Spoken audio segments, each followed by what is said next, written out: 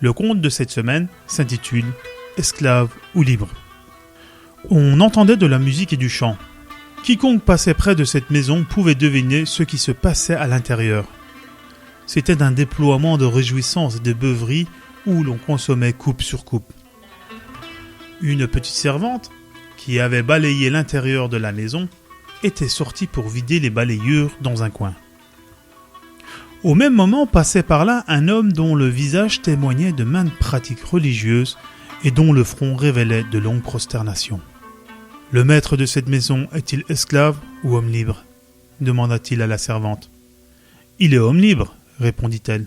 « Il est évident qu'il est libre, » reprit l'homme, « car s'il était esclave, il craindrait son maître et son Dieu et ne se comporterait pas ainsi. » Cet échange de propos entre l'homme et la servante la fit s'attarder plus que de coutume hors de la maison.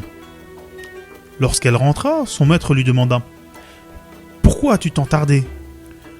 La servante raconta l'incident en disant « Un homme de telle condition et de telle apparence vint à passer et me posa telle question, à laquelle je donnai telle réponse. » Le récit de cet incident le plongea quelques instants dans ses pensées. Cette phrase en particulier lui avait transpercé le cœur. S'il était esclave, il craindrait le maître de sa liberté. Il se leva soudainement et sans prendre le temps de se chausser, s'en alla nu-pieds à la suite de l'auteur de ses propos. Il courut jusqu'à ce qu'il atteigne celui qui n'était autre que le 7e imam, Moussa ibn Ja'far, paix sur lui.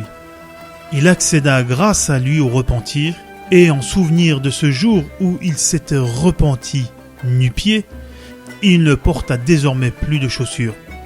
Lui qui était connu jusqu'à ce jour sous le nom de Boshr ibn Harith ibn Abdurrahman Marwazi, reçut le surnom de El-Hafi, le nu-pied. Il resta toute sa vie fidèle à son engagement et ne gravita plus autour du péché.